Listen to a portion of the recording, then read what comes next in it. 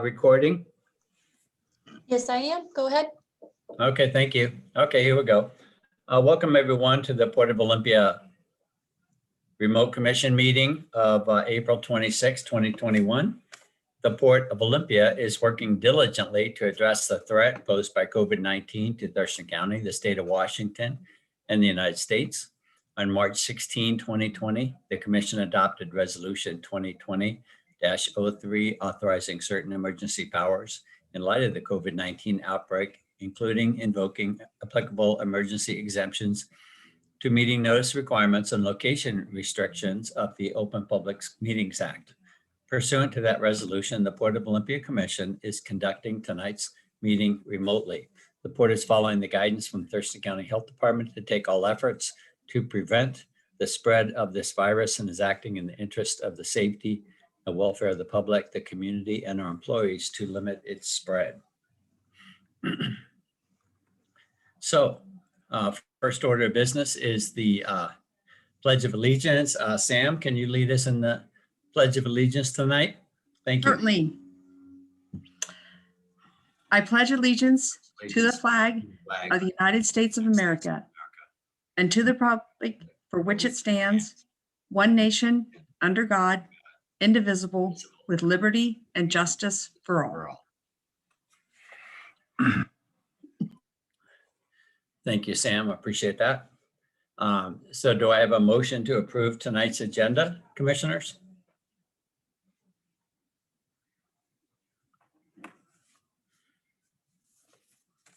Move to approve. Second. Second. Move to approve tonight's agenda. Did I hear a second? Second. Second. All those in favor, please say aye. Aye. Aye. Great, we have an agenda. First item of business is the Executive Director report. Sam, would you like to give us a report this evening?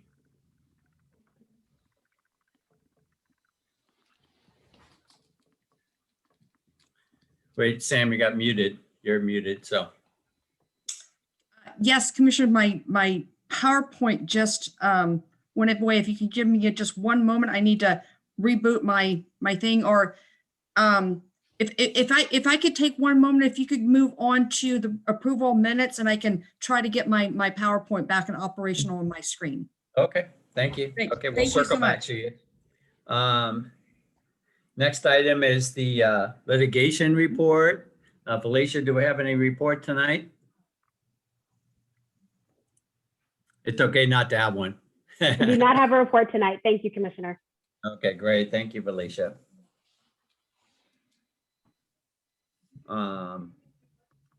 Next item of business is public comment, and we didn't have anybody sign up ahead of time, but I will ask the audience here, participants here tonight, would anybody like to give public comment? If you do, just please state your name and the town you're from, and then go ahead.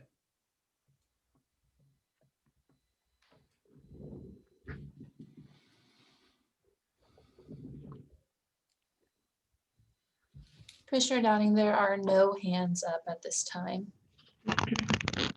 Okay, great. Last call for public comment. Anybody, you can jump in if you wanted to. If not, then we'll move on.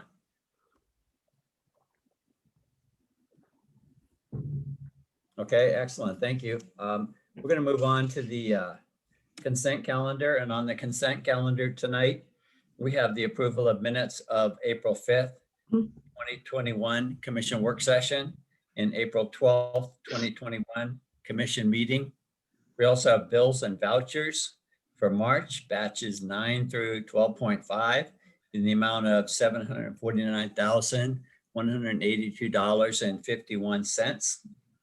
Do I have a motion to approve the consent calendar? I'd like to discuss the minutes separately, please. Very well. Do I have a motion to approve bills and vouchers? So moved. Second. All in favor, please say aye. Aye. Aye. Great. Bills and vouchers are approved. Now let's circle back to the approval of minutes. And Commissioner Zita, did you have a comment or question or discussion? Yeah, just the usual thing in a few places where it says commissioners discussed. We also often made recommendations. Let's start with commission meeting minutes, Monday, April 12th, the first page. Approval of agenda, Commissioner Zeta voted no. Please add, as I requested at the time, no on the grounds that our process calls for advisory before action to ensure adequate opportunity for public comment. I think that is the only substantive change. The rest of them are on the second page under review of commissioner work session topics. The commissioners asked questions and discussed this topic and made recommendations. That would be it for the April 5th work session minutes. I move to approve as amended. Thank you, Commissioner Zeta. Would you mind pointing out that first edit again, because I was too busy pulling up my packet, so I didn't quite hear it. Thanks. You bet. Let's see. Oh, it looks like I jumped to April 12th.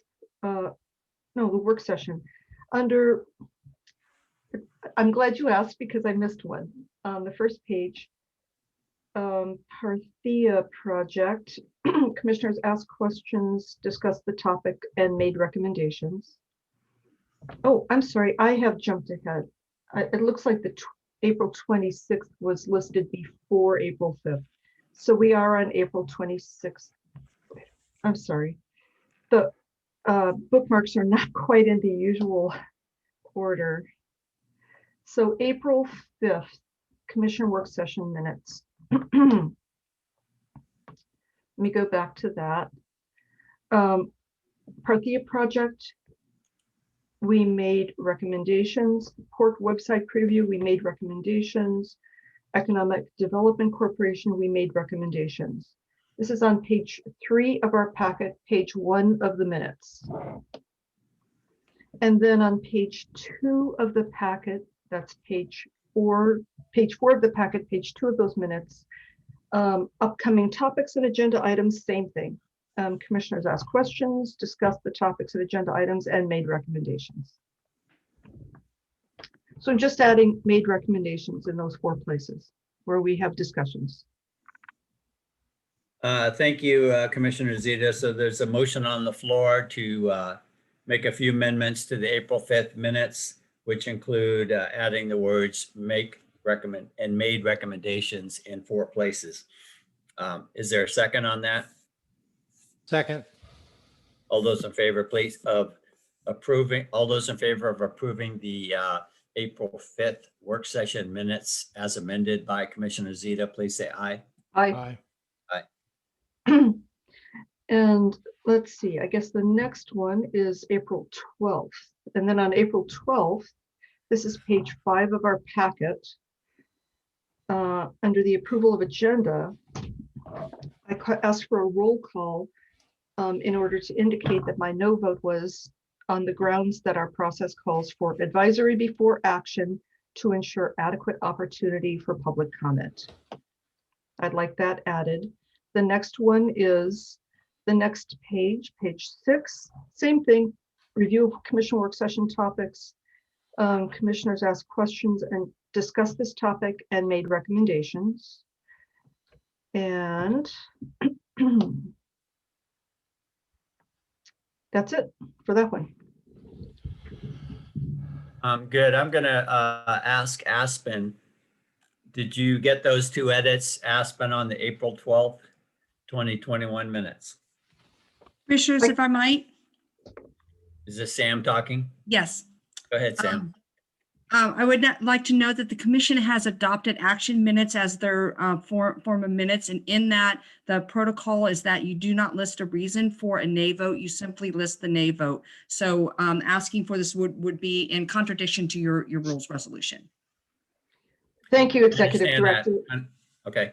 Thank you, Executive Director. At the time of the roll call, I indicated that this reason should be listed as stated, and I will repeat the reason. It's consistent with our rules. If I can get the page to go up.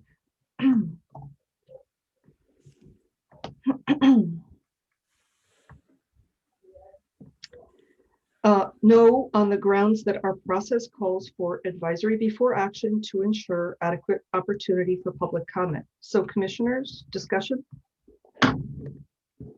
Sure, Commissioner Zeta and Sam, the middle ground on this one, because I'd like to move through approval of these minutes pretty quickly, is I propose that Zeta, or I'm asking Zeta to put your declaratory sentence in the upper paragraph, because Sam is exactly right that we don't have explanation built into the roll call. That makes it less transparent, less clear. So the roll call as it's written right now is 100% clear. So perhaps Aspen could put a sentence in that paragraph above, something to the effect that Commissioner Zeta raised an objection because there was no advisory on this item. And that I think gets the point across, That's quite well. fine. That's just fine. I'll accept that as a friendly amendment and second that. Move to approve. Second, All those in favor of accepting the April 12th minutes with the 2 amendments proffered by Commissioner Zeta, please say aye. aye. Thank you, commissioners. So that takes care of the consent calendar. Sam, can we circle back to you? Are you ready for the executive director report? We can, and I thank you to the commission for allowing me that, just to reboot my PowerPoint there. Okay. You can go to the next slide.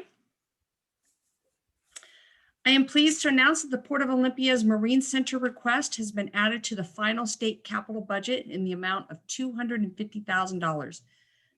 These dollars will assist in planning and design for the space and will allow us to take the next steps in realizing the community vision of creating a destination waterfront.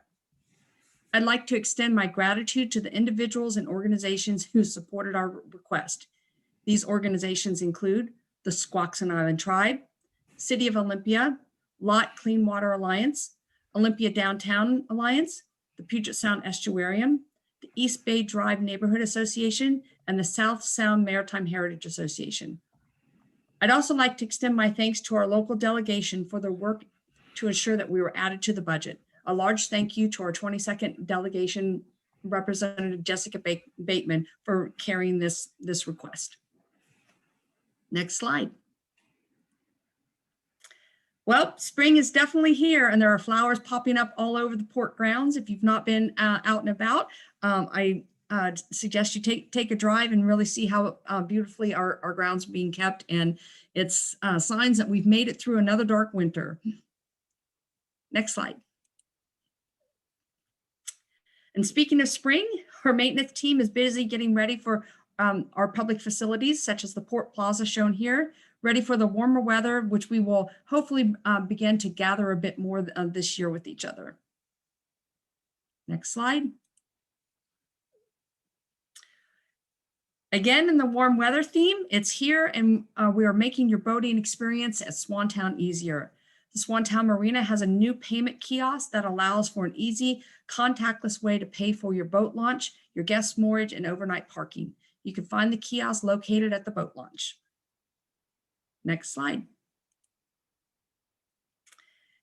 And once again, port maintenance is out doing its job and also to the rescue. This little squirrel pup somehow fell out of its nest, and the port maintenance tech 2, Ian Guerrero, came to its rescue by locating its nest and safely delivering it back home. Next slide. April is National Math Awareness Month, and the port has once again been a proud sponsor of Math for Life. The port has joined the Thurston County Chamber Education Committee in celebrating and engaging students and community around real-life math application for students within the Griffin, North Thurston, Olympia, Rainier, Rochester, Tenino, Tumwater, and Yelm school districts and private schools in the county. The event was moved to an online platform this year. We're hopeful we can see students back into visiting our offices again in 2022. Next slide. After thoughtful, careful consideration, timing, and with the safety of guests and volunteers as a top priority, the Olympic Flight Museum has announced the cancellation of the 2021 Olympia Air Show. We are hopeful this Father's Day's favorite event will return in 2022. Next slide. As of last week, April 19th, I am happy to announce that the Port Administrative, Swantown, Marina, and Olympia regional airports are officially open to the public.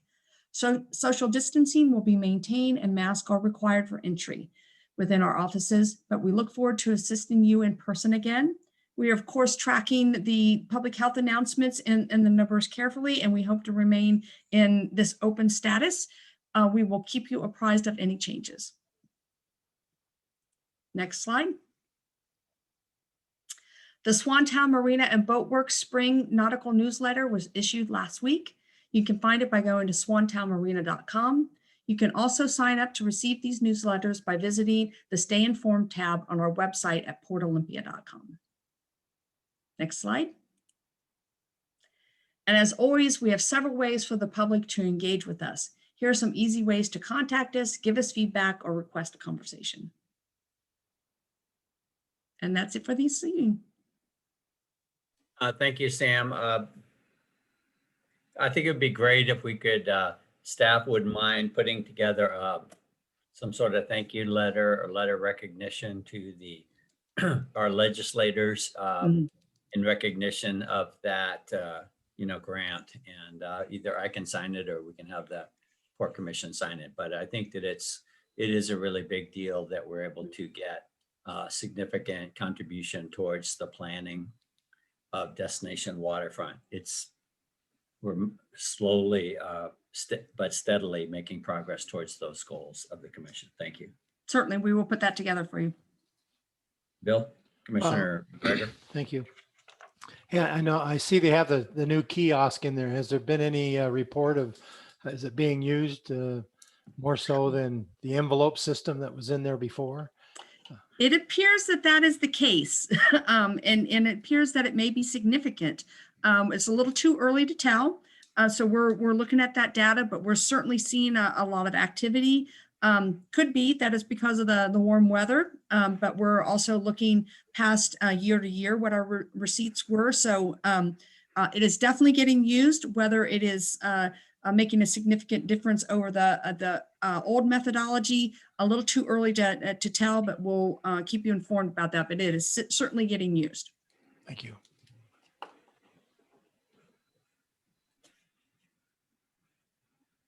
Well, thank you for that report, Mhm. Executive Director Gibney. At this time, we can move on to the action calendar.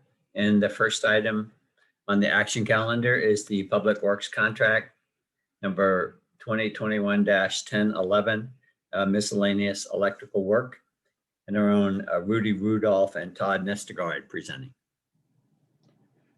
Thank you, Commissioners. This is the action brief for the on-call miscellaneous electrical service contract. Next slide, please. A little bit of background. We've sent out a request for proposals issued out February 18th, 2021. Proposals were received March 4th. One firm responded. Next slide, please. The responding firm is MB Electric. It's a local company, well-regarded. Previous contract holder was Travers Electric, also a local contractor, also well-regarded. Next slide, please. General provisions in the scope of services for the contract. It's a multi-year contract, 2 years, not to exceed $300,000 in total value of the contract. The services will be for unforeseen electrical service and specialized commercial electrical service that's not available within the port. Next slide, please. A sample motion for the commission. Move to authorize the executive director to execute the contract with MB Electric for on-call miscellaneous electrical services for the amount that not to exceed $300,000 and not to exceed 2 years ending April 30th, 2023. Any questions from the commission or report staff?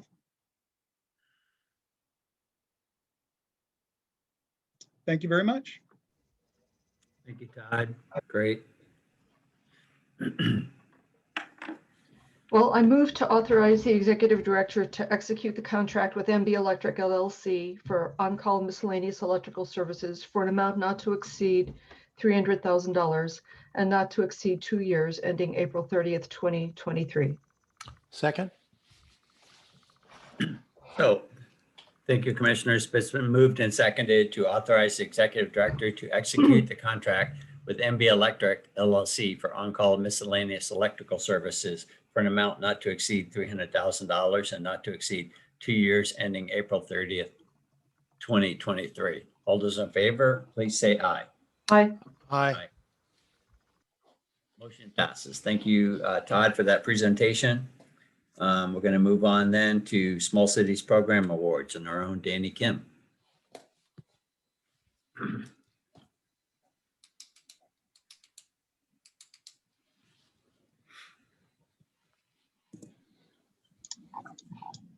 Yeah. Hi, Danny. Good afternoon, Commissioner, or good evening, Commissioners and Board staff.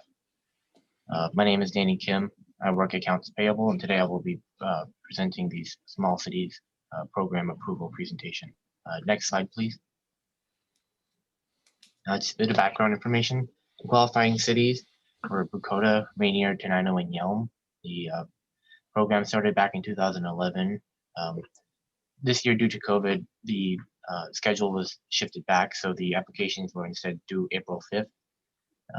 The board will select the qualifying projects, and then the board will announce the awards on today's meeting, April 26th. Next slide, please. For 2021, the proposals were Bucota had project for a haunted house and vendor fair expansion. City of Rainier had Easy Street community space. City of Tenino had a parking lot and creative district pilot project. And finally, City of Yelm had an outdoor fitness and recreation area. Next slide, please. Presentations were given to the Port Commission on April 19th by the city's, either their mayor or a city representative. And a recommendation was also made by the Port Economic Development Corporation to fund the 2020 proposals for Bucota, Rainier, Tenino, and Yelm. Next slide, please. After review of the 2021 Small Cities Program applications, I move that the Board of Olympic Commission fund the application requests for the cities of Bucota, Rainier, Tenino, and Yelm in the amount of $10,000 each. I believe that's next slide, please. And that's the end of my presentation. Thank you, Danny. Commissioners, we have touched on this topic a couple of times, and we had a great presentation under the advisory calendar at a prior meeting. And are there any other questions or discussions from you before we move forward here? Well, I want to thank Mr. Kim for summarizing and collecting all this information and for working with all the small cities. And of course, thank the staff of all the cities for putting their requests together. As we discussed at our last work session at quite some length, these are all good requests, and the cities have all got skin in the game, and I am ready to move.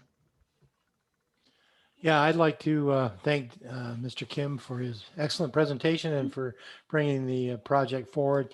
If you remember, in 2020, we canceled this program because of COVID. I'm glad to see, and the cities are excited to again submit proposals. And I know I was out at Tenino Chamber this past week on Wednesday, and it was the talk of the chamber that the port and the city, as well as the chamber and other entities, are providing funding to get this project that they put forward done, and appreciative because they do have a new creative district that was just established, and this is going to enhance that that area with the addition of a parking lot that can be used for that purpose. So I too am ready to move this forward. And so after review of the 2021 Small City Program applications, I move that the Port of Olympia Commission fund the application requests for funding to cities of Bakota, Rainier, Tenino, and Yelm in the amount of $10,000 each. Second, Thank you, Commissioners. It's been moved and seconded that the Port of Olympia Commission fund the application requests for funding to the cities of Bucota, Rainier, Tenino, and Yelm in the amount of $10,000 each. All those in favor, please say aye. aye. Aye. Motion passes. Thank you, Danny. Thank you.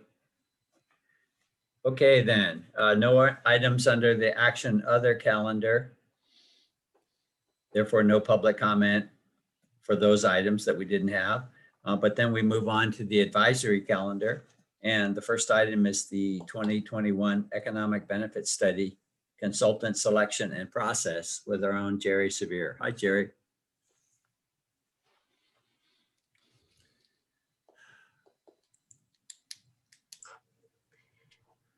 Good evening, Commissioners.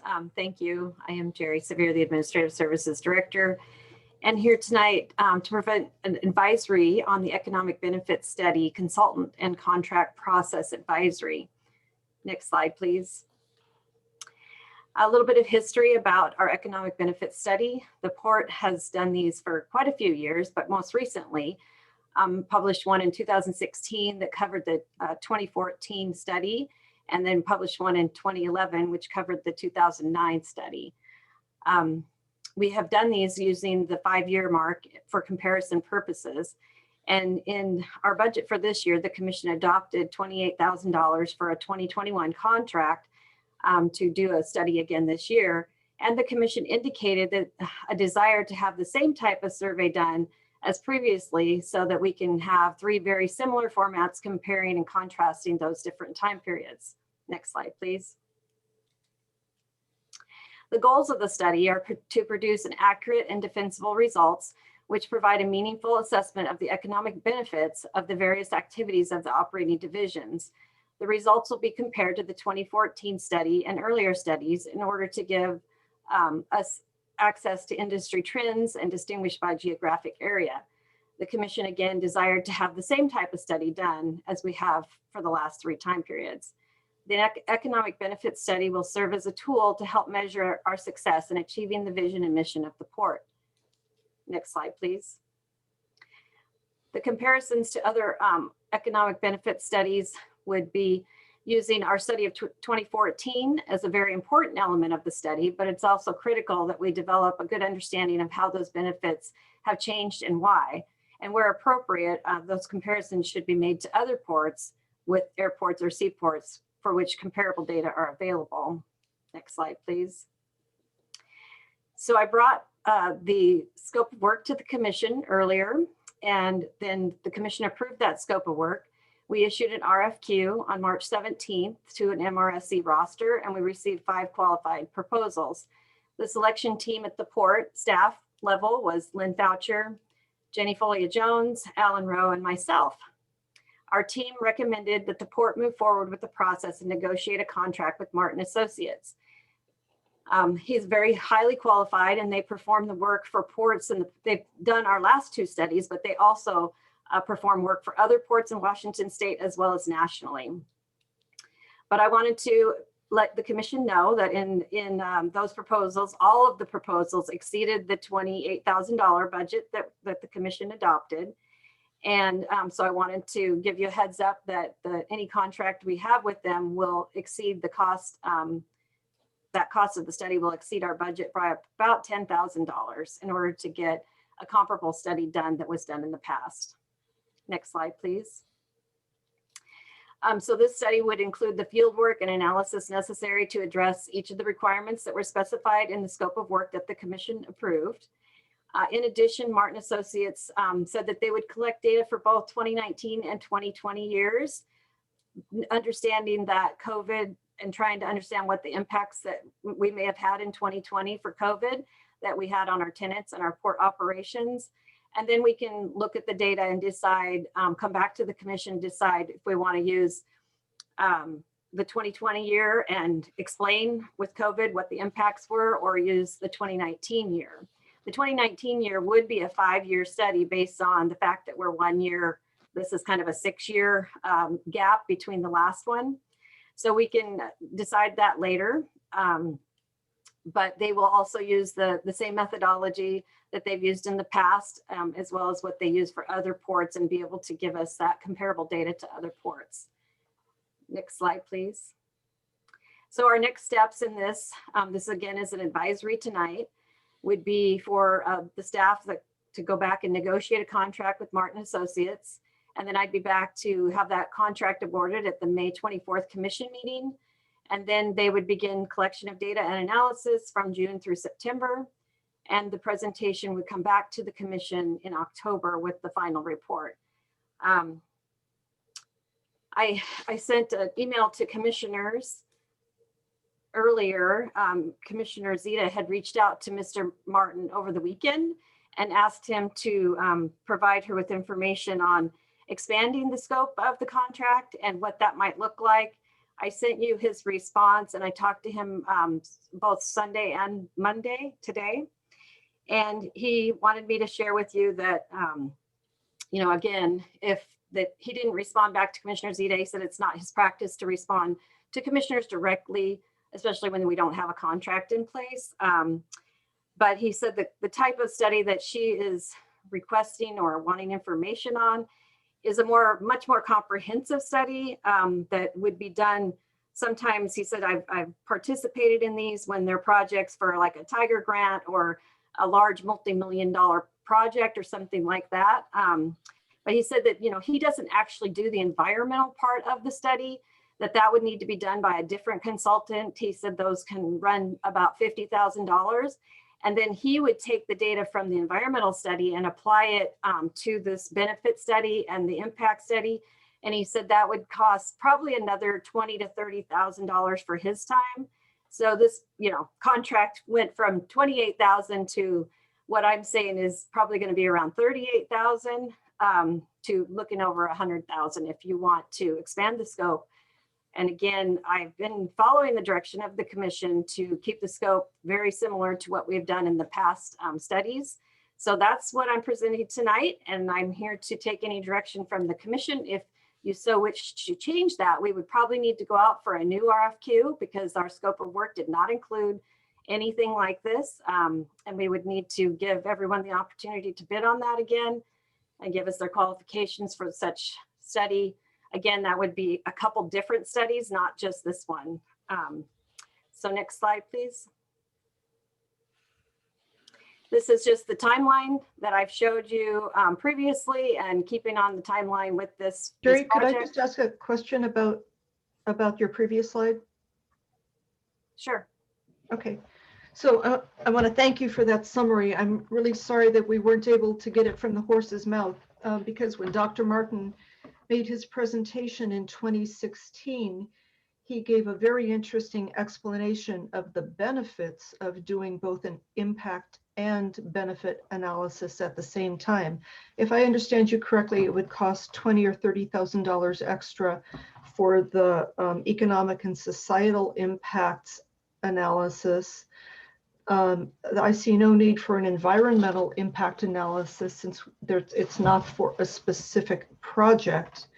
And I'm really sorry that we are not able to hear from him why this is a good idea, as he told us in 2016. And as we saw at our earlier discussions when we originally agreed to do both an impacts and benefit analysis. So we'll return to that at the end of your talk. Yeah, just to be clear. Thank you. Thank you, Commissioner Zita and Commissioner McGregor. Please hold your questions till Jerry's done. I've got questions. I'm holding my questions until she's done. Thank you, Jerry. Go ahead. Yeah, I think that the next slide is questions. So you can move to the next slide, Aspen. And just to be clear, Commissioner Zita, he indicated that he cannot do the societal benefits as you would suggest it until an environmental study has been done. He would take that data and incorporate it into what you're talking about. So both studies, like all three studies would need to be done in order to get to the point where you would like it to be. Again, he estimated this morning to me that that would be well over $100,000 to do all three studies. So he would, again, he doesn't do the environmental part, but he needs another company to do that. And then he takes their data and he puts it into what you're calling the societal benefits of the port. Yeah, I don't know, Jerry, that's quite different from what he told us a few years ago.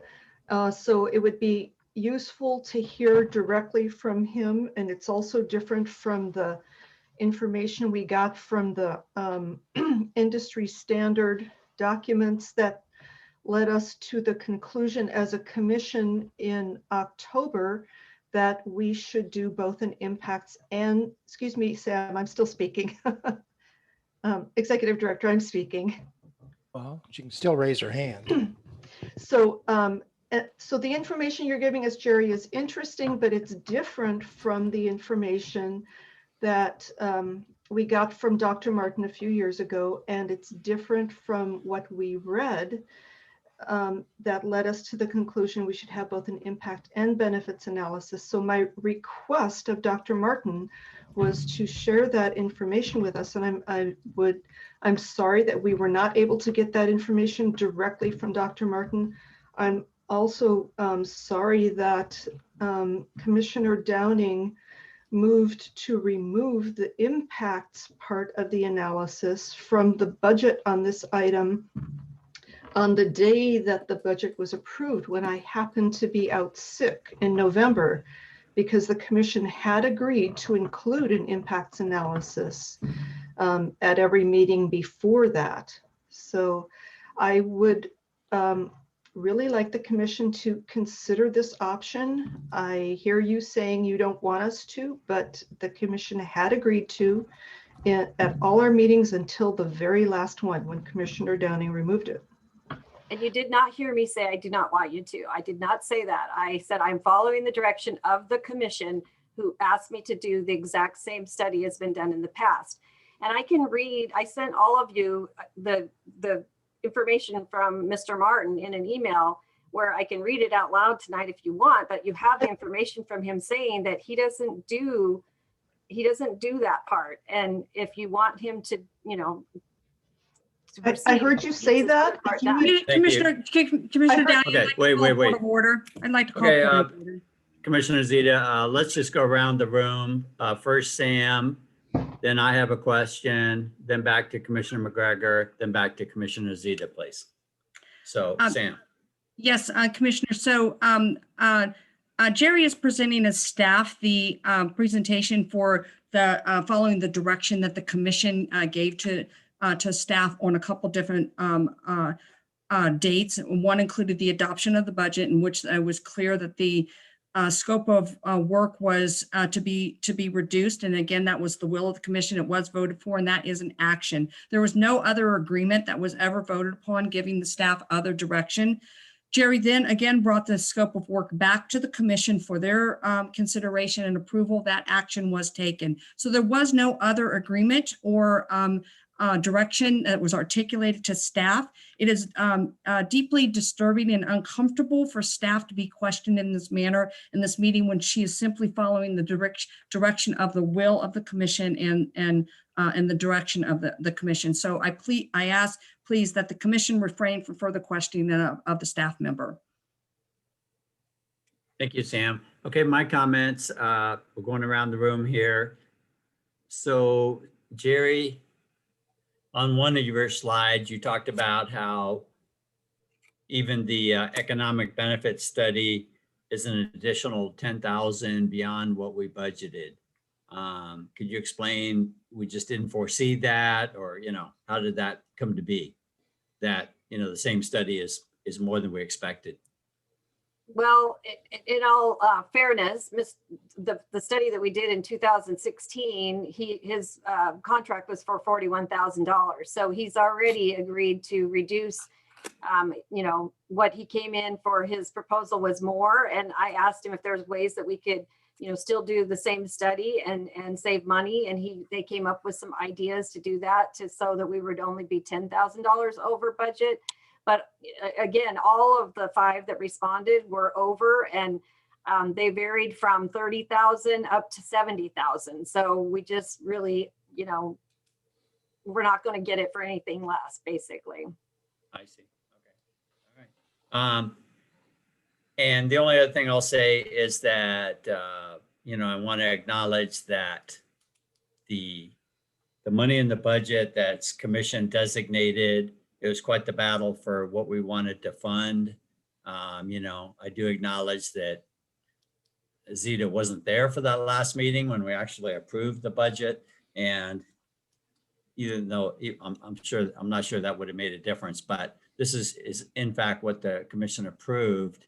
And the last thing I'll say is that, you know, I think that it's very valuable to have the economic benefit study structured the way it is so we can compare apples to apples and see what additional progress or lack of progress we've made over the last 5 years. And so if you have a different type of study, then it's not comparable to anything. So, you know, I currently support, you know, what's being presented by staff tonight.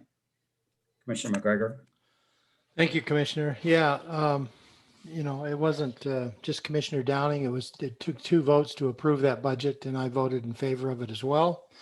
I think that the money that we're going to be put in there for the additional study that was being suggested wouldn't have covered even close to what is coming back now as what it would have been had we voted for it. And I think that having a comparable is one way to find out how we're impacted by different economy. In 2009, we were just trying to climb out of a recession. We had two facilities or 2 entities that had moved off the port properties, which impacted that 2009 report. Had Harbor Wholesale moved into their own facility in Lacey, and the call center burned down. That had a huge impact on the employment that the port had on its properties. Then we went into 2014, had other issues that were being dealt with at that time. So it's going to be nice to see how 2020 has affected what we have been doing and what that impact has been. And I'm fine with going ahead with what we've got. I know we're going to have to pay a little bit more for it at 10,000. I suppose we'll find a place to pull it out of to make it work. But I know we were really tight on budget items when we got down to that, and we have a huge cost of election coverage this year that we wouldn't normally have in a year. So there are other issues involved with funding something this big. So I'm fine with it. I think the staff has done a good job. They've taken the process and put it through the ringer and come back with Martin and Associates. And I'm perfectly fine with moving forward when the time becomes necessary. So thank you, Jerry and the staff, for all your work. Thank you, Commissioner. Back to you, Commissioner Zeta. Any other thoughts on this topic? Okay. So I will be back on, I'll be negotiating the contract with Mr. Martin. I mean, we're kind of sort of there, but not quite. We don't have actual documents signed. So I'll be back on May 24th, mainly just because I'm on vacation at the next commission meeting, and it still meets our timeline for getting this process done. So to award the contract on the May 24th meeting.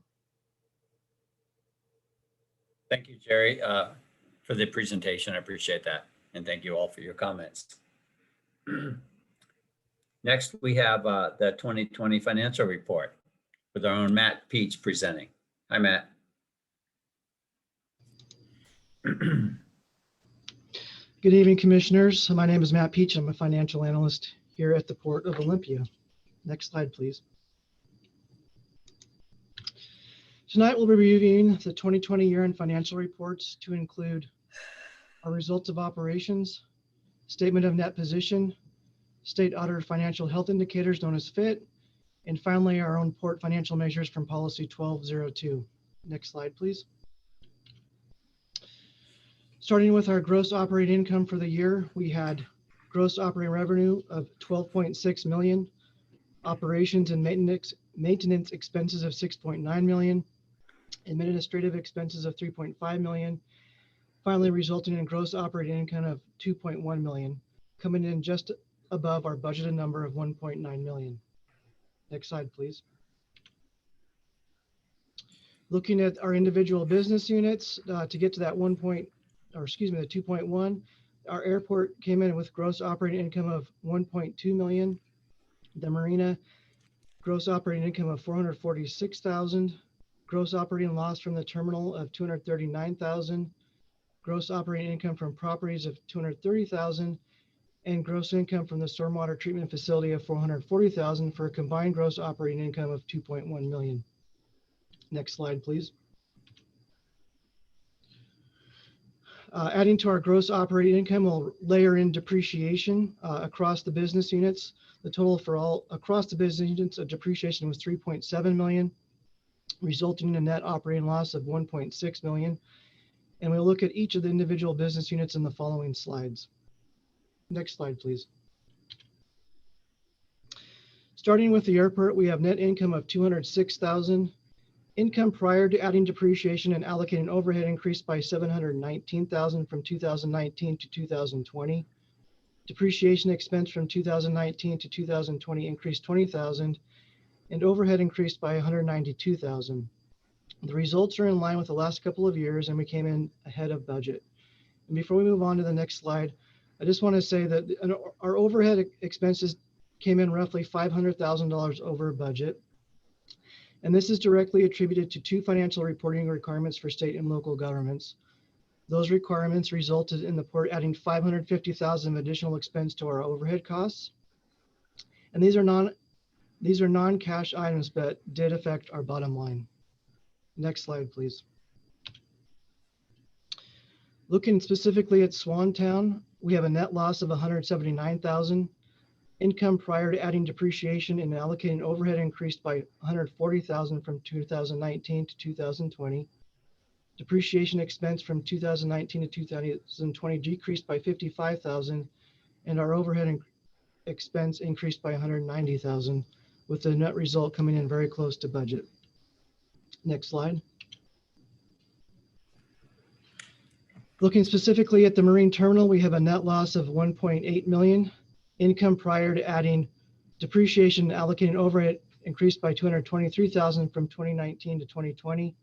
Depreciation expense from 2019 to 2020 decreased 5,000, and our overhead expense increased by 190,000. The results came in less than budget, primarily due to land lease revenue being less than anticipated because of delays in negotiations with the tenant and additional overhead costs. Next slide, please. Looking at our properties, we have a net loss of 140,000. Income prior to adding depreciation and allocating overhead increased by 471,000 from 2019 to 2020. Depreciation expense from 2019 to 2020 was unchanged, and our overhead expense increased by 189,000. Budgeted operating expenses were greater than what we incurred, enabling properties to exceed their budget. Next slide. Looking at stormwater treatment facility, we have a net income of 275,000. Income prior to adding depreciation and allocating overhead increased by 40,000 from 2019 to 2020. Depreciation expense from 2019 to 2020 did not change, and our overhead expense increased by 13,000. 2020 expenses came in less than we had budgeted. Next slide. Looking at our non-operating revenue for 2020 was 7.3 million, and non-operating expense was 2.85 million, resulting in net non-operating income of 4.4 million. Environmental expenses came in less than budgeted, and the port received a settlement that was not budgeted, resulting in additional revenue. Next slide. For our 2020 tax levy, we had revenue of 6.6 million and used to pay principal and interest of our bonds of 4.5 million, environmental expense just over $1 million, and other community assets and commission projects of 237,000, with 851,000 contribution to our capital projects. We had budgeted tax levy revenue of 6.7 million, but received 6.6. My assumption is that due to COVID, some homeowners across the county were unable to pay their property taxes this year, resulting in less collections for the county. Next slide.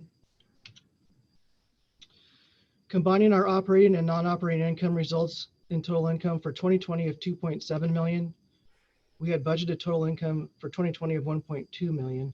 As mentioned previously, the variance is primarily due to our environmental expenses being $700,000 less than budgeted and receiving a settlement of $225,000 that was not budgeted.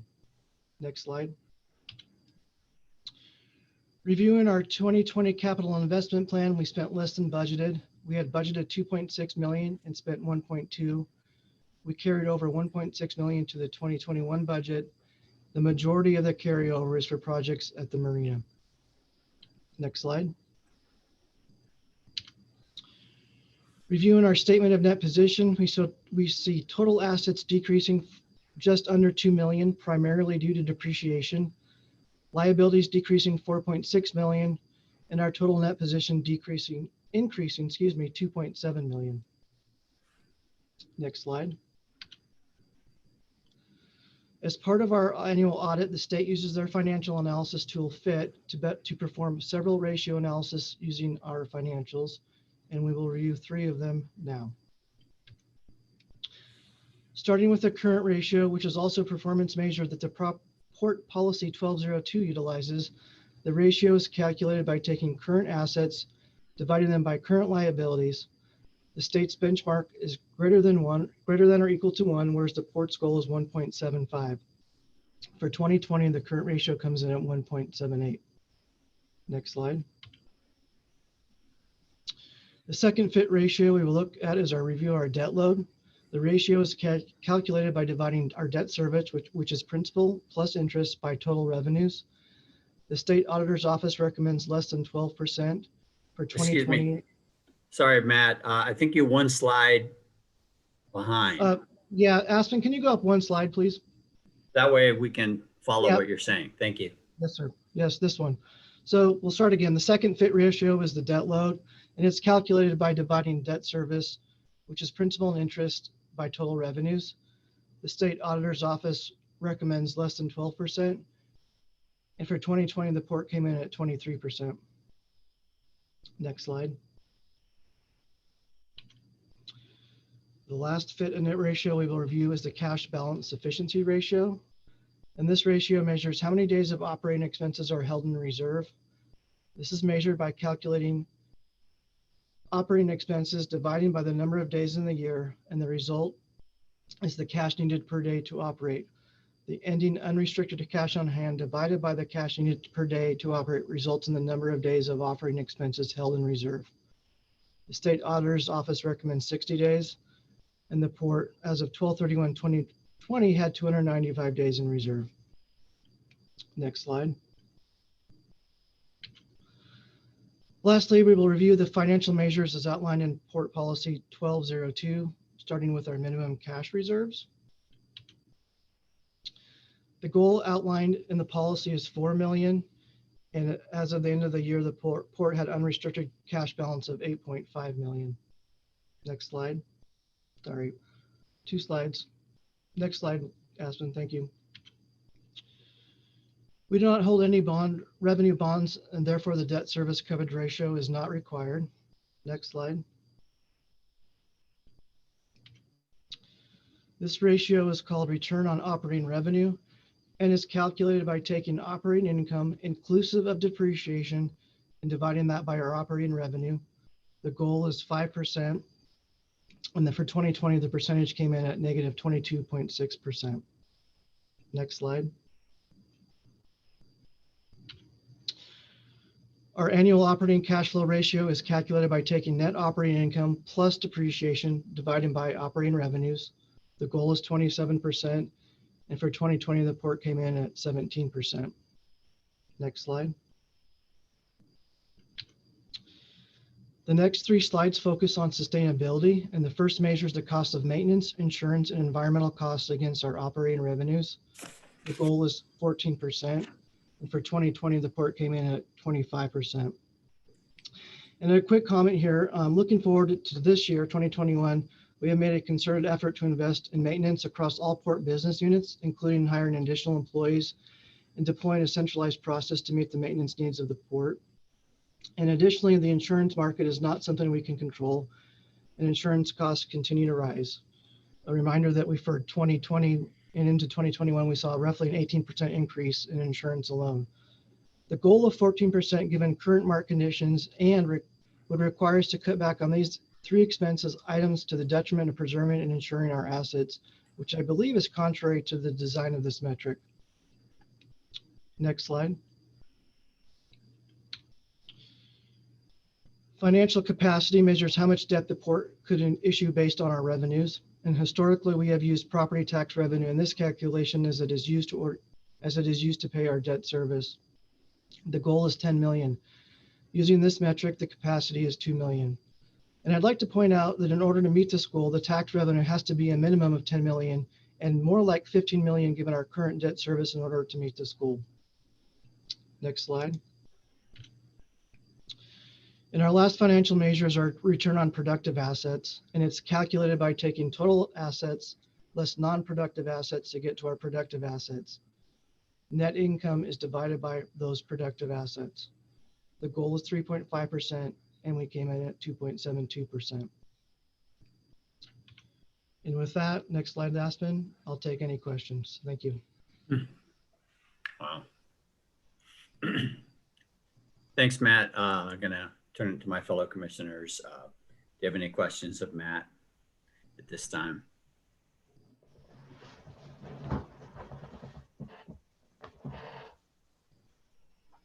Commissioner Zeta, please. Matt, thank you for putting this report together. It's great to see our financial measures updated, and it's good to see them over time for the last few years. So this is very useful. I really appreciate it. I would like to take a look at, let's see, did you have our debt load on there? Can we go back to that?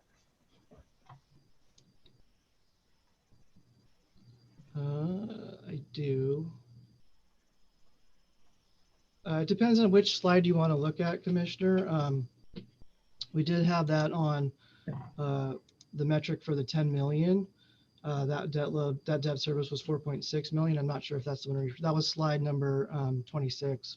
I'm not sure if that's what you're referring to. I would like, if possible, to compare it to the state auditor's office. They have some recommendations on debt load.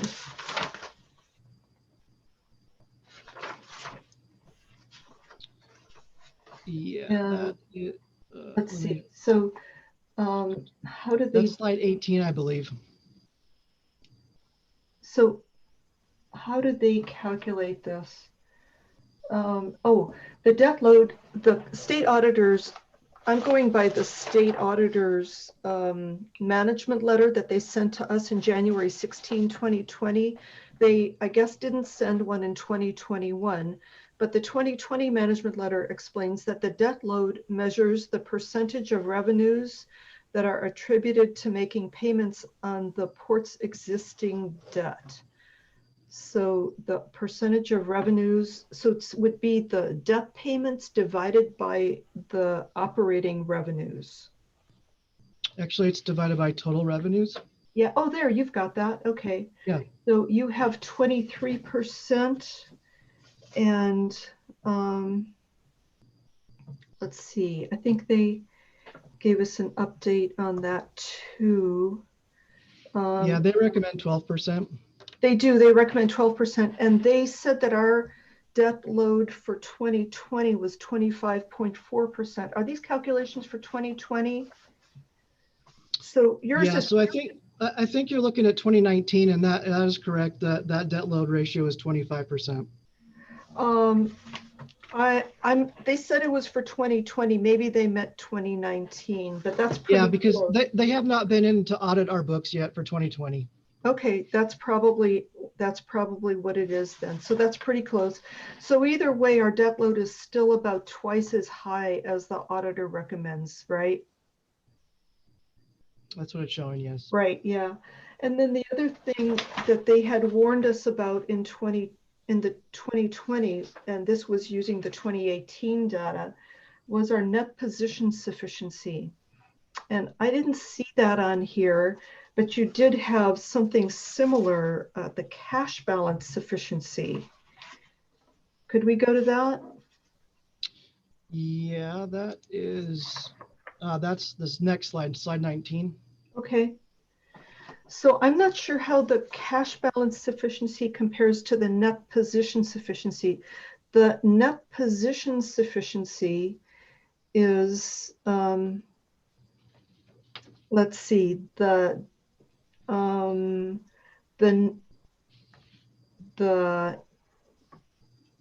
ending net position, no, it's the operating expenses divided by the ending net position. And you've got 295 days here. Yeah, those are two different metrics. I did not calculate the one you're referring to. I pulled up the 4 that they have on their website for what they use for us. Oh, And so I used the cash balance sufficiency, which is included here. and remind me how that is calculated. You told us. Let's Yeah, see. sure. It's taking operating expenses Uh-huh. for the year and dividing them by the number of days in the year, so 365. I see. And then taking that number and dividing it by the ending cash to get to, or ending cash by that number, excuse me, to get to the Oh, total so it's days. the ending cash as opposed to the ending net position. Okay. So we have, by that calculation, 295 days. By the SAO's calculation for net position sufficiency, they had 66 days, which is about 1/4 to 1/5. Yeah, two That different was the measures. metric that they were using for us up until last year. Maybe their metric has changed. I'm not sure. Yeah, I'm not sure. I'm not sure either. I realize you can't see this, but I pulled it off their website just to test for reasonableness, and they do have a cash balance sufficiency there, and that's what I used to compare it. Okay, all right. Well, I just wanted to check because those were the 2 areas where they had flagged for us in the past, that we didn't have enough cash on hand to sustain our operations for at least 2 months. And I don't know what our net position sufficiency is right now, since these are 2 different numbers, but it sounds like our debt load is similar to what it was in the past. It's still about twice as high as it ought to be. And it's good to know all this. And I really appreciate you doing all these calculations and showing us. So thank you so much for doing this. Thank you. Thanks, Commissioner. How about you, Commissioner McGregor? Do you have any questions? Well, no, I went over this at great length with Sam the other day, but I appreciate all of the information, Matt, that you've put up there. And as a CPA, I can certainly appreciate that your mind must be going crazy at times trying to get all these numbers together. And it's a lot of information to absorb. But what I saw and got the general feeling is that we are making progress in certain areas, and there may be other areas that we need to improve upon, but we're working towards that goal. Nothing's going to change overnight, but as long as we have goals that we can work towards, we're starting to see ourselves in the graph moving in those directions. I think at least 3 out of the 5 that I was looking at were showing improvements from the previous year, and the trend was actually going in the right direction, as whether it would be down or up, depending on what the item was that we were talking about. So thank you for putting that all together. And as a layman, I can understand it better. And thank you for all the hard work you're doing to keep us on the straight and narrow. Thank you. Thank you. Thanks, Commissioners. Matt, I have a couple of questions. Can you go back to go back to the Swantown slide? And got a couple other questions, but starting there, you had a Swantown net income slide, I believe. Yeah, slide number 7, Commissioner. Okay. Okay, so can you explain, so I'm looking at net income for 2018, and then I'm looking at net income for 2019 and 2020. Significantly changed. I'm not sure you covered why. And do you have any comment on that? from 2018 to 2020, you're referring? Yes. Yeah, I'm sorry, I would need to look into that. I did not go back to compare from 2018 to current year or to 2020. Okay. Well, that's a big difference. You know, I don't want to, you know, guess, so I won't. And, but if you could, you know, somehow let me know, maybe of course, I have the financial statement here, so I can dig into that. Sam, perhaps you have a comment.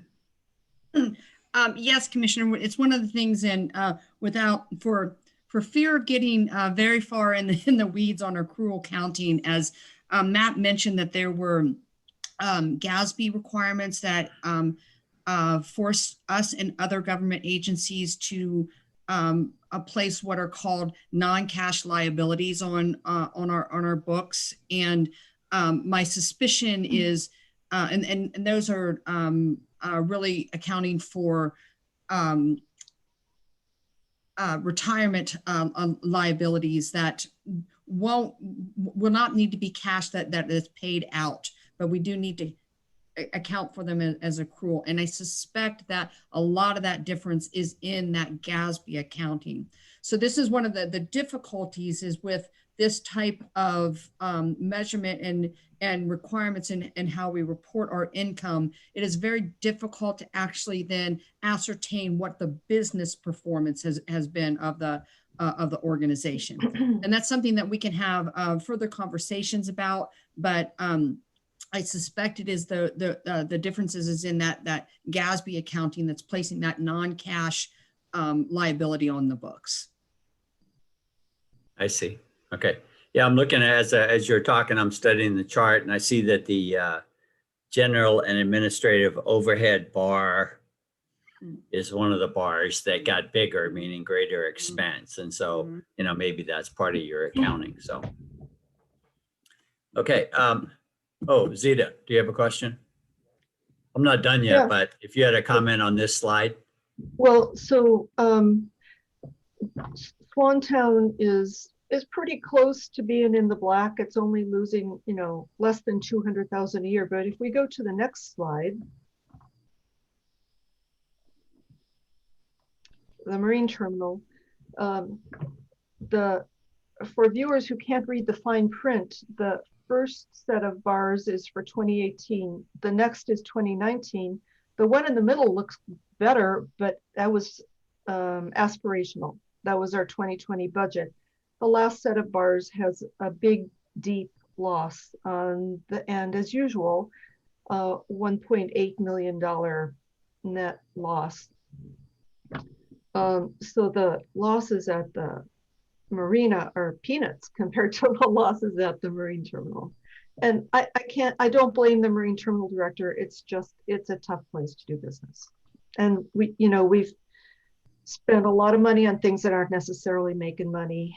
We've had some big environmental expenses. Oh yeah, and Matt, that's one other thing I wanted to ask you. We had some— Excuse me, point of order, Commissioner Zita. I'm not near done. So can you just, let's go around the table again, but I'm not near done. So I've waited patiently, and thank you for giving me the floor back. Matt, can you go ahead one slide? That's we're done, sorry. Thank you. I'll get back to you. Thanks, Matt. Can you go ahead one slide to the, let's see, properties, net income. Yeah, there you go. Okay. Can you explain, this one just bugs me, but I guess it's the way we allocate depreciation and overhead. But I mean, property, it's all revenue. Why are we showing losses in this division? It seems like when it should be all revenue. I mean, it doesn't take that many people to write up leases, and we create the lease and we gain revenue off of the land that we lease. Could you explain this a little bit in terms of depreciation or G&A? Well, it gets allocated just like the other main primary business units, the same amount of overhead. And we do have a fair amount of depreciation associated with that as well. As far as the property leases themselves, some of that lease income actually goes to the airport because it's within those grounds. And so it's not all quote unquote property that just goes to properties for income. I see. Oh. So what would this property net income? So this would be leases in Olympia and Lacey for the most part? Lacey, correct. That's Oh, right. I see. Okay. All right. Then can you go forward to a slide called where you show a recap of how the tax levy actually was spent? Yes. That's slide 12. Okay, this one is, for me, a very happy slide. And I'm going to say happy because even though the tax levy collected was 6.663 million, a little less, but yet the environmental expense was substantially less. And I know that our executive director has talked about creating a fund to fund future capital projects. And so 851,000 of the tax levy went to help fund capital projects. Is that true? By this slide? Is that what it shows? Or okay. Yes. I see. Okay, well that's a good thing. I mean, that's a good shift. And then finally, my last question is getting back to the debt load. Do you feel like there's, we've gone through a lot of different financial measures, and I appreciate that we're not close to what the state auditor recommends. I mean, I guess for a while I was under the impression that we either had a policy or something that said that our debt load could not go above this point. So, would you, in your opinion, are there some policies that are kind of in conflict with each other? I think that a number of our policies are really difficult to manage too. Okay. And my personal opinion is that each of the business units should have their own measures and measure to those specific to their specific units. And I don't have a recommendation at this point. I haven't thought that through, but for port-wide goals are important, but business unit measurements are important too. Okay. As far as the debt, your specific question about the debt load, I don't know. I don't know how the state decides on the 12% metric. I'm not sure where that number is derived, and maybe that's a question I need to ask them, because I'm sure it's different depending on what sort of business we're running. So across the state. So I will need to ask that. Thank you. Well, great. And nice report. Like I echo what my fellow commissioner said, very exhaustive and a lot of information there. So, and I love your presentation. So I'm going to go back to Commissioner Zita. Thank you, Zita, for your patience. Did you have anything else to say about these slides?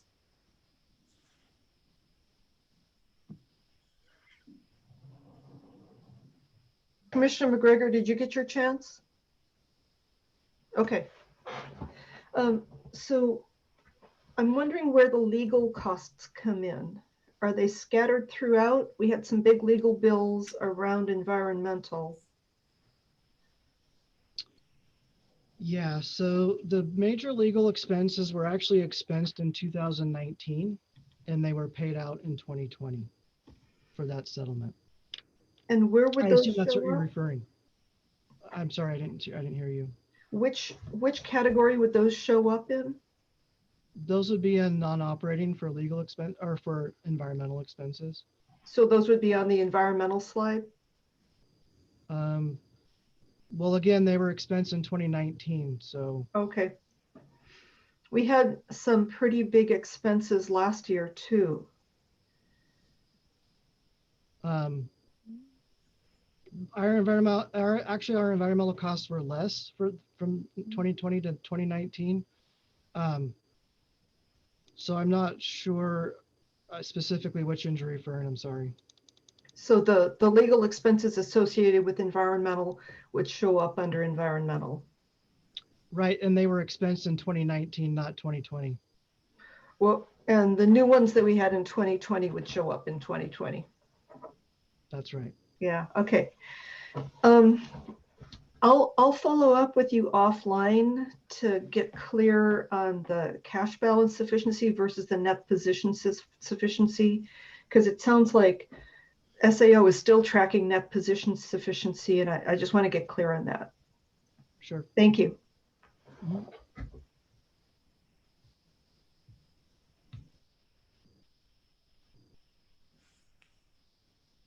Commissioner Downing, you're muted. Thank you, Sam. Mhm. And thank you, Matt, for that great presentation. Once again, appreciate you doing some follow-up and answering the commissioner's questions tonight. Good job. Great. Thank you. Thank you. Okay, next, our third item on the advisory calendar is the security contract number 2021-1002 with our own Lynn Fosher.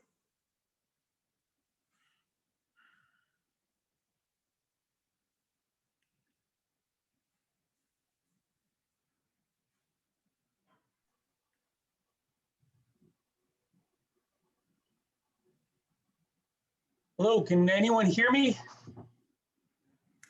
Hi, Lynn.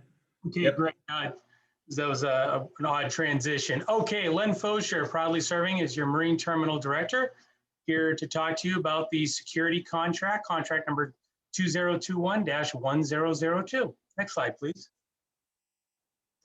So a little background about security contracts at the Port of Olympia. Security is a requirement per MTSA, that's the Marine Transportation Security Act of 2002.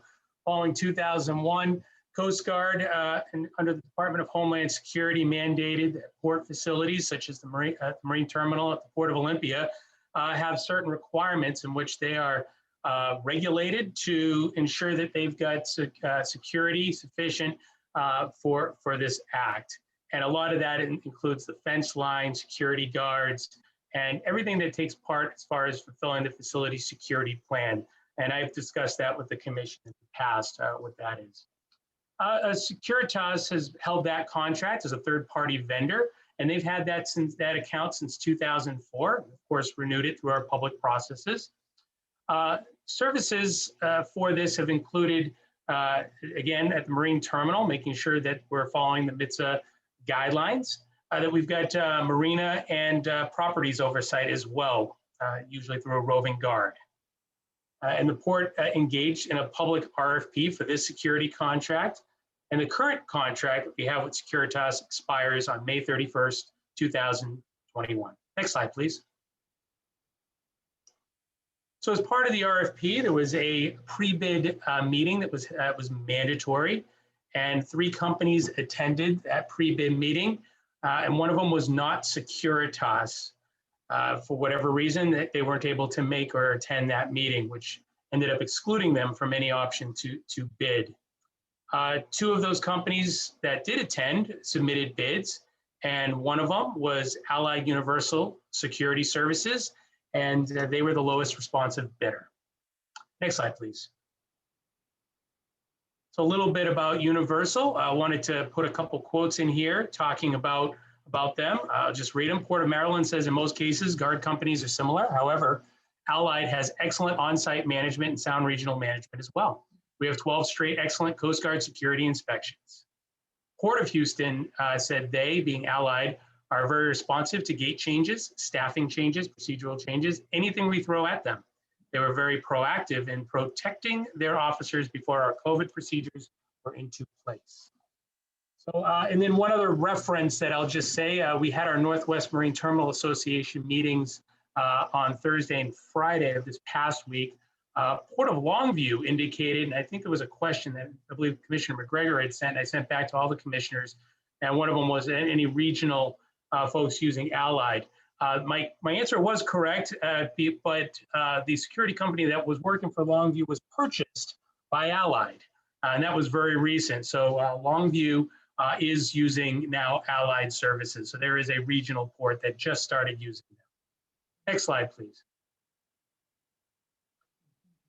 So the contract details of the contract that we're considering here is 2 years between June 1st, 21 and May 31st of 2023. For the Marine Terminal, it will include 1 site supervisor. who will perform 40 hours per week. That'd be at the gate, the front gate. One additional gate guard, also at the front gate, performing 25 hours. And then an on-call, and that's based off of if we have a ship on the dock, then we would order this on-call guard, and that would not exceed 3,800 hours for the year. It would also include a marine terminal, and properties roving guard, and that individual would be working 90 hours or be contracted for 90 hours. Next slide, please. So here's some of the rates that came in for this contract. The site supervisor would be at $6,472 per month. The second gate guard at $3,500 per month. Roving guard at $12,800 per month. And then the vessel guard, again, that's on call. So that's one that it's all based on if we have the, if we're ordering that labor or not, would be at $32.91 per hour. So the total annual cost of $419,000. And that's estimated based off of the hours for the on guard, for the gate guard, excuse me, the on-call guard. And a 2-year estimate, since this is a 2-year contract, would be double that, $839,000. Next slide, please. So this is certainly an increase, and it's a big increase. It's jumped up for us. And one of the things that we saw, and I'll get into this a little bit more, is this has been a regional impact. But just to go over these numbers and the differences of what we're paying now versus what these new rates would be. So we're currently on the gate at $6,800, and that would go up to $10,000 for the combined positions. The roving guard, $8,300, would go up to that $12,000 number. And that hourly rate is $24.20 to $32.91. This certainly is going to have some budget impacts, as we were not able, we did not have this drastic of an increase in our budgets, especially for the marina and for the properties. But they're going to take a look at it and see what they can do for the 2021 budget. Meanwhile, for the marine terminal has a little bit more flexibility in the short run, as our next tariff rates are increasing, would be up for July. Next slide, please. So a little bit more in detail about that and where that increased minimum wage, and I apologize if got some folks crying in the background, if you can hear that. Hopefully nothing too bad going on. So we've got increased minimum wage is one of the reasons why, and some of the benefits such as FMLA and other benefits that are making it so that for these third-party security companies, they're trying to be more competitive in how they're able to keep and maintain quality staff. So they're raising the bar for their costs. So this is a cost increase that we're seeing regionally across the board. Port of Kalama recently took a very big, significant tariff increase as they jumped up. They were at $725, I believe it was, for 24-hour security guard service. They jumped up to $1,500 for a 24-hour security service. Port of Longview, so we just had, get into this, Northwest Marine Terminal Associations, as I said, just met. And this is a group of ports are able to talk about rates in a non-compete, I'm forgetting the term right now, I apologize, but we're able to do it without any competing interests, and it's deemed permissible by the FMC, Federal Maritime Commission. With that said, the ports had a robust discussion on these rates, specifically on security, and everyone has seen security costs go up dramatically across the board. So each of the ports for the recommendation going forward is to take independent action and to justify your tariff increases based off of costs that you're incurring. So that's one way that the Port of Olympia would be able to take this on. We're currently at a rate of $850 for 24 hours service. Plus we have the front guard reimbursed on a acres ratio at the tenants. The tenants pay at an acreage ratio. So we'd be able to, if we were able to increase that tariff rate here in July based off the recommendations of Northwest Marine Terminal Association, we'd be able to seek back a lot of those costs. But again, like I said, it wasn't included in the budgeting for the marina or the property staff. Next slide, please. So the next step for this would be to bring this back to the commission for action at our May 10th meeting. We'd also like to meet with Allied in advance of that contract, ensure that we have a good smooth transfer from Securitas, who's managing it now. And again, we're going to get into some more, staff will get into more discussions on how we can do some cost recapture. And the new contract would start on June 1st. And with that, next slide, I think I'm open for questions.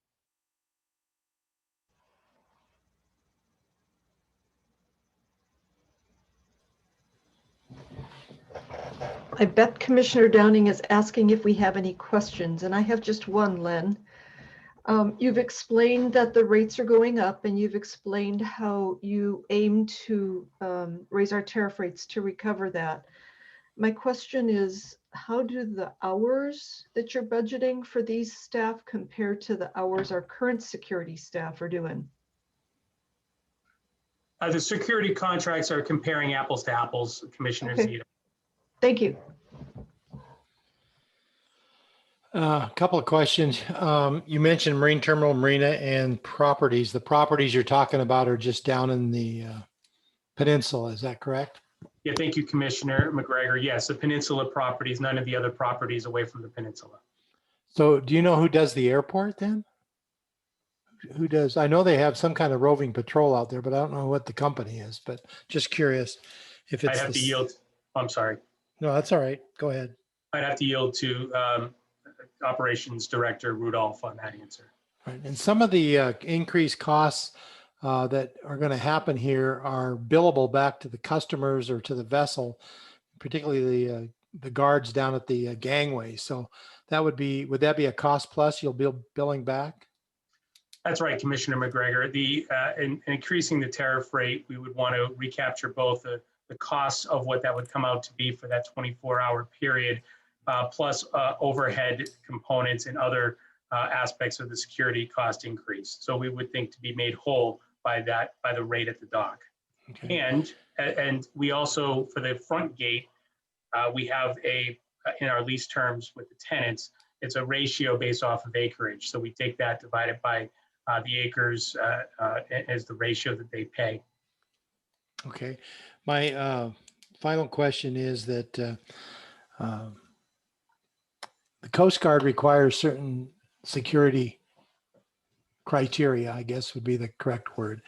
And when we have an issue, those get documented. So do you know if Allied has had any serious issues in other ports that you're aware of? Or that's a great question, Commissioner. I certainly can follow up with some more questions to them and get back to you either before or at the next commission meeting. I don't have an answer for you at this time. Okay, thank you. Thank you, Len. And if I could just add to that, the two ports that I referenced with some of those responses, the Port of Maryland, Port of Houston. Port of Houston is a huge port. I would certainly guess that they would have dealt with a lot of different issues, but we can get some more details on that. Thank you. Thanks, commissioners. Len, hi, Len. I got a couple of questions. So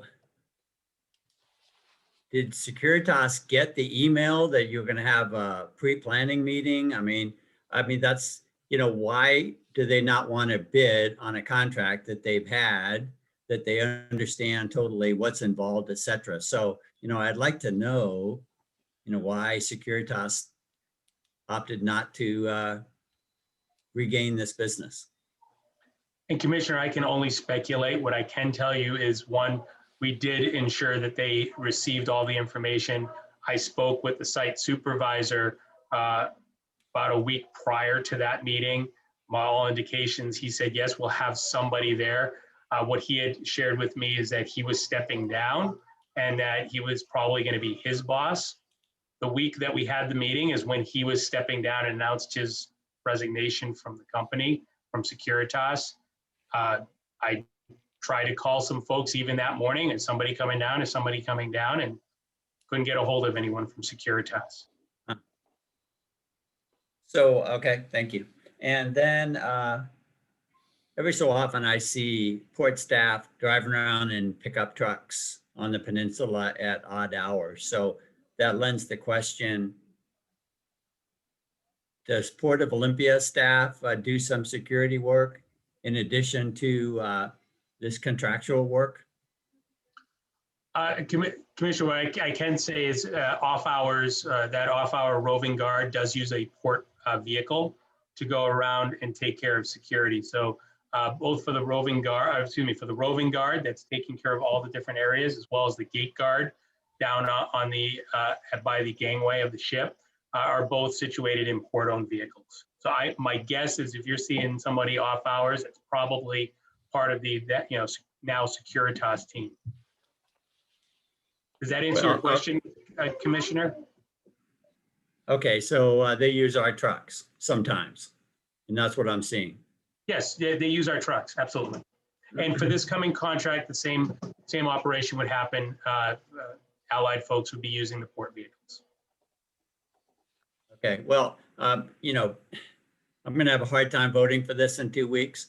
I think the purpose of us having advisories and then action calendar is for sometimes commissioners get more information. So, you know, when you're talking about a 50, 60 or 70% increase in, you know, and in fact, your security bid that you're talking about, I realize that it helps cover the marina and properties, but it's 20% of your overall expenses at the marine terminal is the security contract. And so, I mean, looking at 2020 actual. So I hope you can come up with some way to convince me to vote for this in the next 2 weeks. A little bit more detail, a little bit more something. I'm not going to tell you, you know, or tell Sam or ask Sam, you know, what's needed here. But, you know, I can't in good conscience vote for something like this without a little bit more background and explanation. This is, you know, frankly, exorbitant. I don't know, you know, I mean, this is 5 people making $80,000 a year. You know, that's, you know, 400,000 divided by 80,000 is 5 people. So I realize you need somebody in the booth and you need a roving person, maybe a couple of roving people. And I realize I presume it's 24/7. That's a question. Is it 24/7 what we're buying here? For the roving guard, it would be evening hours, Commissioner. Those hours are in the evenings. I see. For the gate guard, it's 40 hours during the day, and there's the additional 25 hours. Got it. Okay. Well, anyway, I just want to tell you, you know, how I feel about this. And so I just want to ask then, Commissioner, is then we would be in breach of our current facility security plan, which would put us in a challenge with the Coast Guard. So I'm not sure what I would then do. okay. Well, you got 2 weeks to talk to me and come up with something, but I have to, you know, just make a stand. I don't want to close down the marine terminal, but at the same time, you know, I can't, you know, roll over for every gigantic cost increase. I've never seen anything come across the port with these kinds of numbers. So, you know, it's pretty dramatic. And Commissioner, I will share my concerns on the cost increase. We did through a public FSP roll. We went out, RFQ roll. We went through the public processes we have per our policies. This was the lowest viable bidder that came back to us. With that said, for the marine terminal specifically, we can recapture our costs based off the tariff rates. So in other words, that's why we would go from $850 for 24-hour service to $1,100 or $1,150 based off of our calculations. And this is in line with what's going on at the other ports. This is not out of line. This is not something that's unique to us right now. That's what I was trying to stipulate or try to identify. All the other ports, we're talking about this drastic cost increase that's coming right now based off of additional costs that came from let's say minimum wage and FMLA and other instruments that have increased these costs, Commissioner. So we're not unique here. I think this is something you're seeing systematic. And with that said, we've got a cost recovery system at the terminal. So I am happy to talk to you in more detail offline. I just want to reiterate that without having this security service in place, we are not fulfilling the obligations of our facility security plan, and we'll have a lot of obligations for the Coast Guard and Department of Homeland Security. I'm sorry, I see hands going up. My apologies. Okay. No, you're good, Len. You're Okay, great. thanks. So Len, I'm going to give you my support on this. I know you've done the process the way it's supposed to be done. And I trust you on this, and I'm not going to stand in your way on this. And Commissioner Downing, you're worried about this contract. This is not the most expensive thing that's ever happened at the Marine Terminal. A couple of years ago, we spent $2 million, $3 million if you count interest, on 2 log loaders.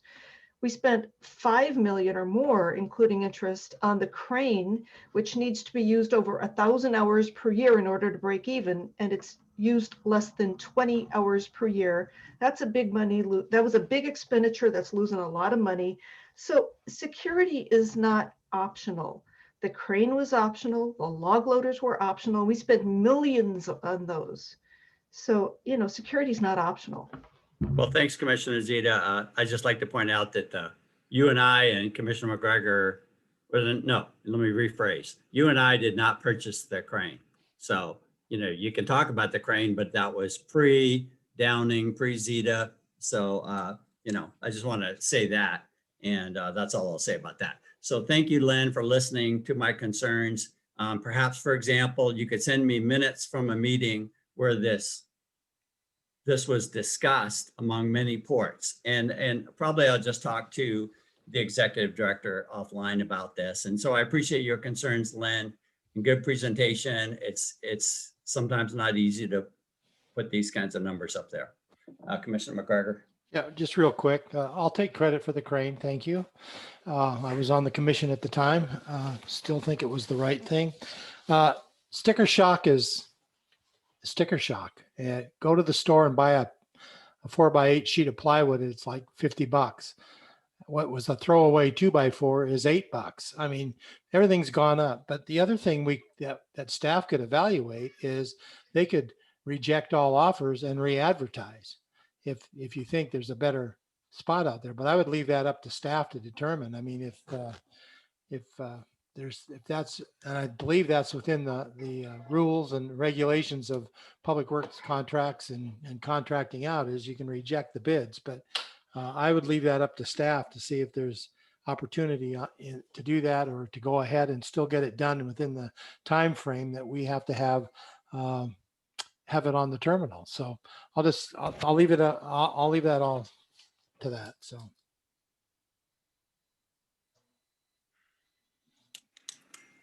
Great. Thank you. Thank you, Lynn, for that presentation. At this time, I'd like to move forward and ask if there's any public comment on advisory items, public comment on the economic benefit study consultant selection, the 2020 financial report, or public contract on the security contract we just finished talking about.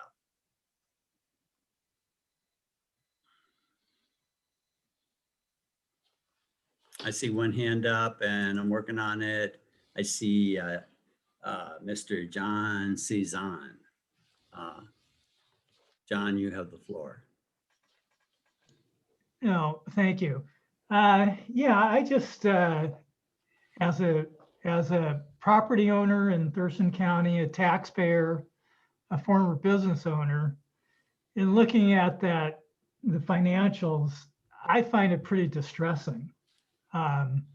The huge loss year after year at the port terminal, it just seems to me this is not something that's sustainable. And as a taxpayer, I don't see why I should have to pay for it. It just seems like there should be another strategy, another way to go on with the direction of the Port of Olympia. And I think that, that you were talking earlier about the benefit study. That seems strange to me too. I mean, how can you what good is a benefit study if you're not looking at the costs? So these are things that I find disturbing. And I think that the commissioner should be thinking hard about, where we really want to go. I know there was a 2050, plan and all that, but I'm just very distressed, and I'm happy that you gave me the opportunity to get it off my chest. So thanks for listening to me, and I'd like to hear what you think. Thank you, Mr. Cezanne. Does anybody else like to give public comment tonight on the advisory calendar items?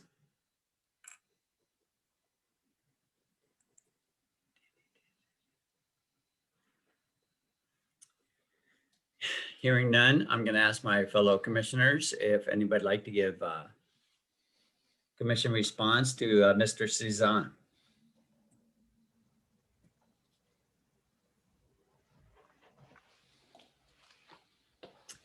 Commissioner Zeta, please go ahead.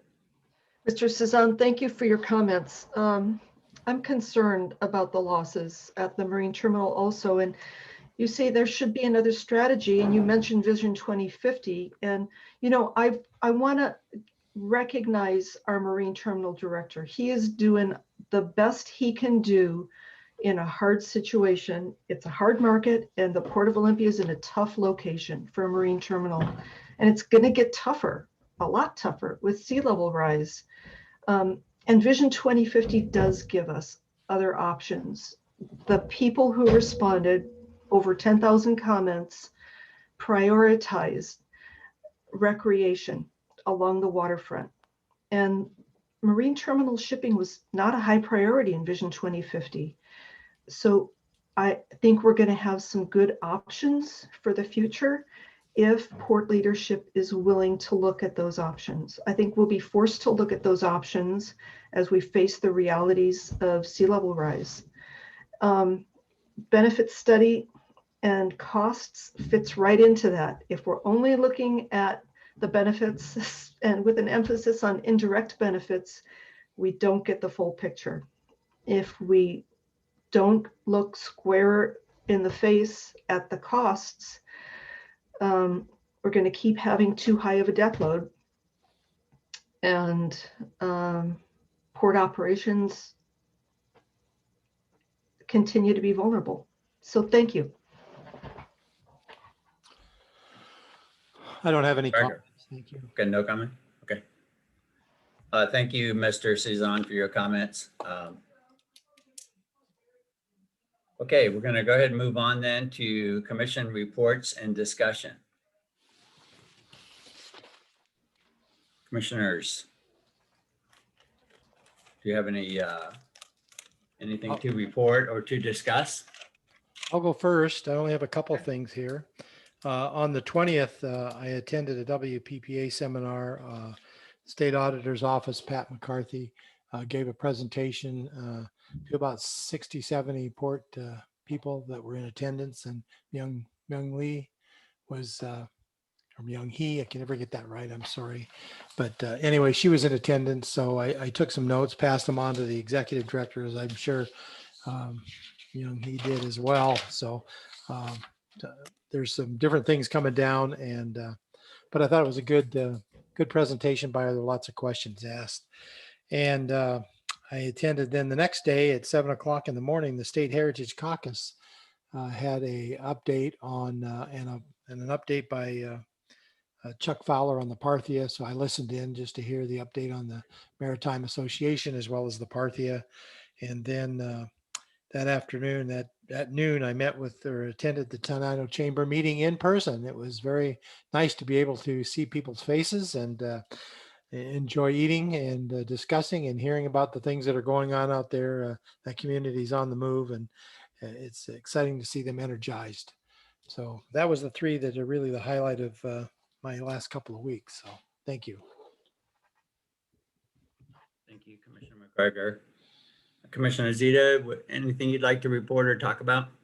Well, you're living dangerously, Commissioner McGregor, going to in-person meetings. Woo.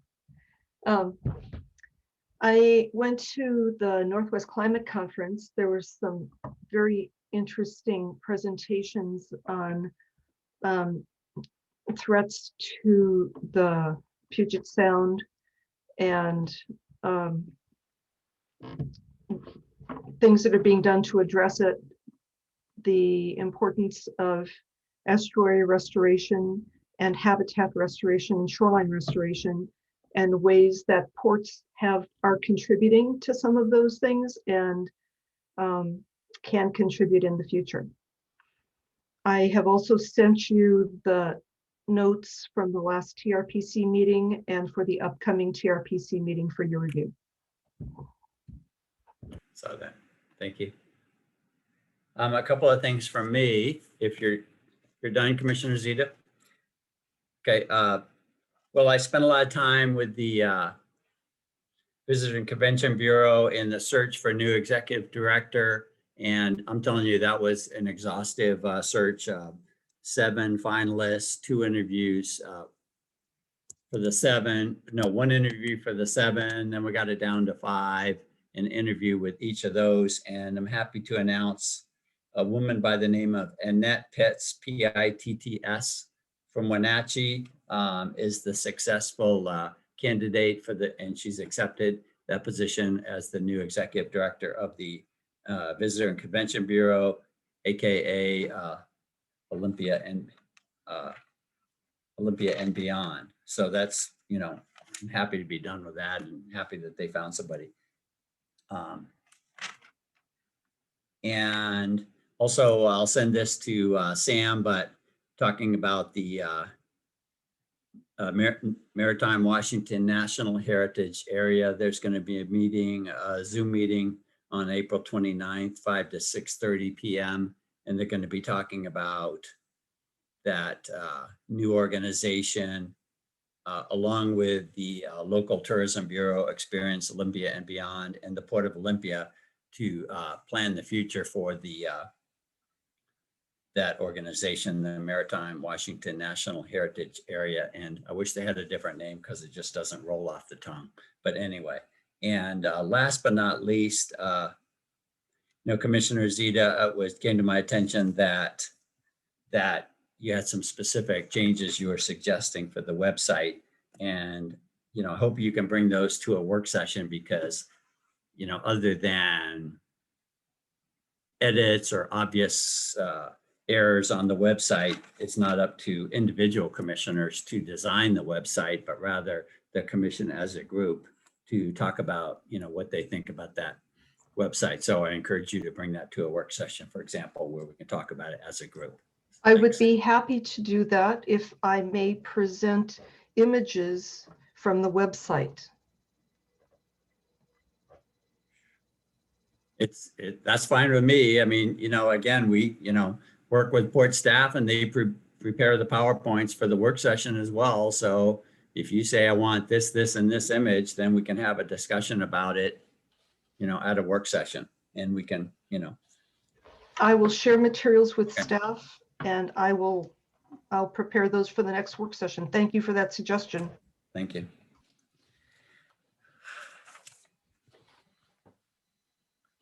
Great. Is there any other business tonight before we get to meeting announcements? I have one thing, if I could. I just want to make sure that we had our work session last week, and at our work session, we heard from the Housing Authority about the Oyo Hotel and what they would like to do with it. And I want to make sure it was my understanding and partly my suggestion that they need to really write a letter to the port explaining exactly what they want to do and how they want to do it, and to lay out some of the criteria so that we, as the sponsor, or the Port of Olympia as a sponsor of the airport, can then forward that letter along with a supportive or unsupportive, whatever we decide, letter to the FAA to get a real clear definition on whether this is a real option. And I don't know if that came across very well or very strongly in the work session, but if Executive Director Gibney gets such a letter, I would appreciate if she would send it out to us just to know that it has been received. But I think that's the next step that has to happen in order to move this forward, if they're wanting to move it forward, because we have to represent as the sponsor and make this presentation to the FAA to get clarity. So I think there's wiggle room in there, but I think we need to have some information. And I see I have my baseball player just returned, so practice is over. Good. Okay. Well, that's my understanding too, Commissioner McGregor. So, you know, that'd be great. And, you know, I support that as well, as, you know, just for the commissioners to know if that letter does come in, if and when that letter does come in from the Housing Authority. Okay, let's move on to meeting announcements, please. Commissioner Downing, I'm sorry, I don't have that prepared tonight, but the next Oh. meeting is May 3rd, 2021. I apologize.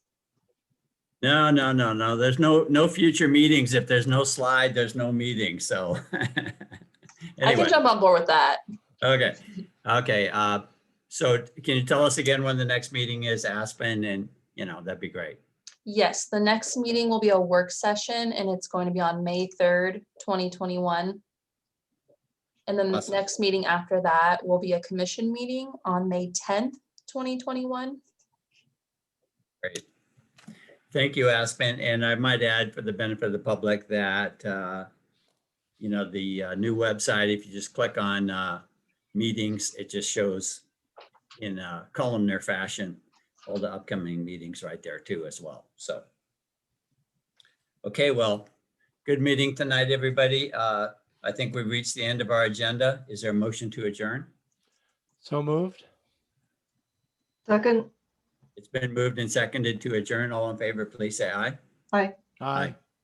Okay, we are adjourned. Okay, thank you, commissioners you. and staff. Talk soon.